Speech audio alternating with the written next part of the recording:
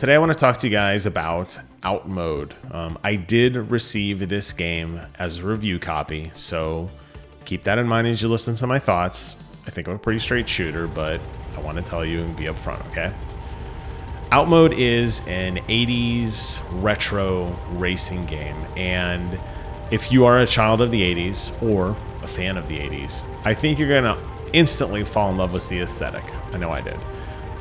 You're going to be driving your basic car, which looks like an IROC Z, at least from the backside. The Camaro that I had almost looks identical to this. It's just so throwback in terms of the art style. Even the way the sun is with kind of that neon look, the way you have a skybox which has the grids, a lot of the terrain around it is wireframe. The road has like computer chip graphics to it. They did a really good job with this. Really enjoy this game from an aesthetic perspective. The other big part of the game that I think people will instantly be drawn to is the soundtrack, which is awesome. Very high intensity electronic music.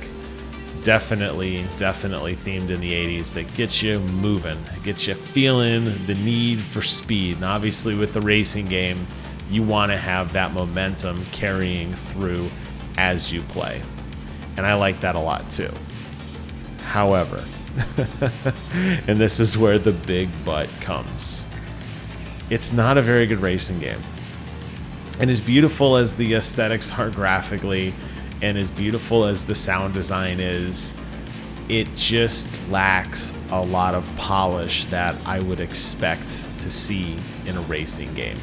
And it's not fair to compare this to a game like Forza, which is done by a AAA studio with megabucks set up and tons of QA and an insane amount of polish. I understand that.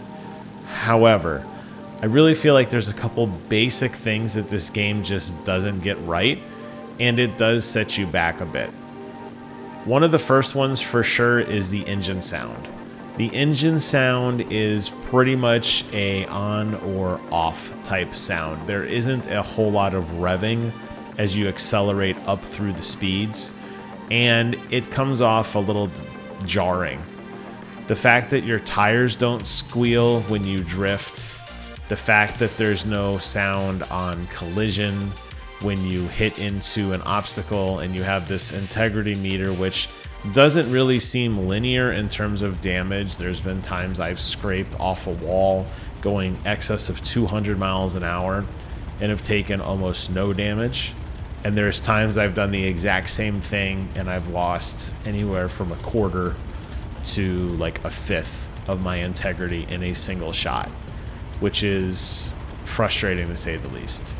The AI is pretty dumb, which is okay, in the sense that like most of the times you're playing this game, it's going to be you versus the track. Since you can pit how many players are on your race, I don't feel like this is too big of a deal. There are tournament modes that'll eventually give you more money, which unlock additional courses and everything, which is nice. But you can just play essentially against, like one or two cards if you want to. You don't have to go all out, which that part's kind of nice. Another big piece of the polish is the game has a hard time staying in whatever resolution you set it to. Almost after every single match I went through, it would pop me into a non-windowed 1080p mode. It varied, but sometimes it was full screen, sometimes it was a totally different resolution than I set, and this is incredibly frustrating. The game did crash quite a bit after this too. It may have been a bug, I don't know, but when I tried to change it back, it seemed to struggle. So completing an entire tournament was often a challenge for me because of the amount of crashing that I had. The level itself, when you're racing through the terrain, it's serviceable enough. Because of the way your car is kind of like programmed to basically snap to the track, you're not really going to be getting a lot of verticality. So when you're going up over hills where you think you may actually like bounce up over, your car will just snap to whatever the terrain is. And there's a lot of places in here where the road does gentle inclines up or down. And when that happens, your car just bounces in these small degrees as it just snaps instead of kind of revving up over a hill. It does look very distracting, particularly in tracks that have a lot of hills to them. It's something you'll notice. And then there's also these turrets, or I don't know what they are, off on the periphery certain times in tracks that will shoot you. And when they shoot you, you just scrub a whole lot of speed for really no reason. And I haven't found any way to defend against this using any of my character traits, whether it's the eject plutonium or the time disruption field, which you know, are supposed to kind of help you like hurt other cars around you. It doesn't seem like it's a defensive mechanism against these turrets. At first I thought it was a bug because it wasn't consistent, and there were times that I was actually able to avoid them. I tried drifting, I tried boosting through at maximum speed, I tried swerving back and forth erratically. I could not consistently duplicate what I did or didn't do in order to kind of like defend against them. So keep that in mind as well.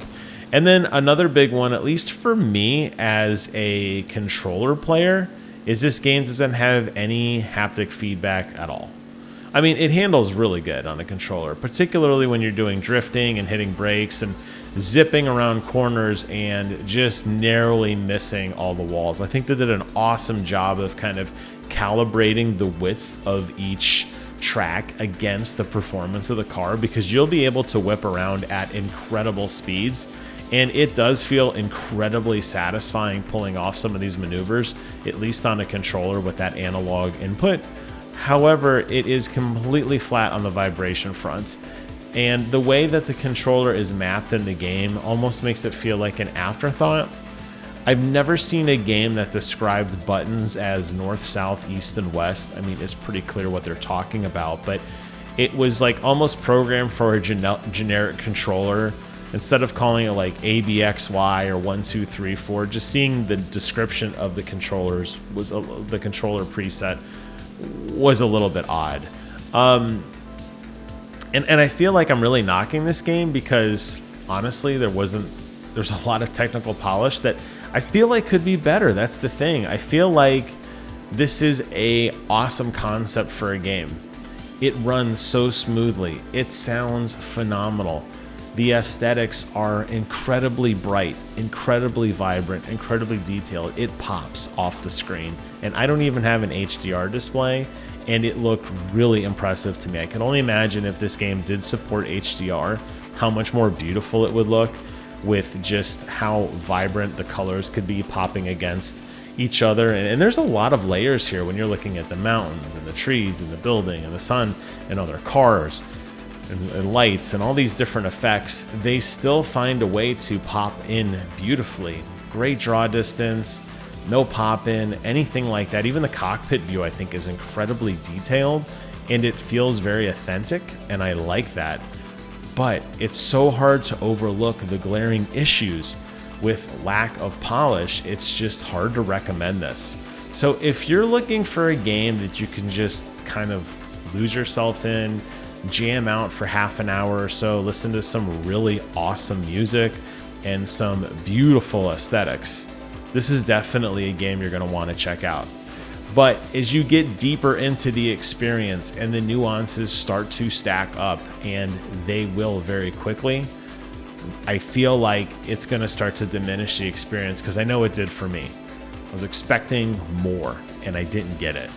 And hey, they could always patch this stuff in later. I don't know. I'm just talking about the copy I played at the time of this review. So I can't speak to what is coming in the future, or if more is on the horizon, or if this is kind of it. I don't know. But those are my thoughts on this game. I want to hear from you guys in the comments below. Let me know your thoughts. Did you enjoy it? Did you not enjoy it? Sound off. While you're down there, consider subscribing to the channel, or at least liking this video. I would appreciate it. That's it for today's review. Thank you all so much. Take care of yourselves, and until next time, I will see you guys on the other side.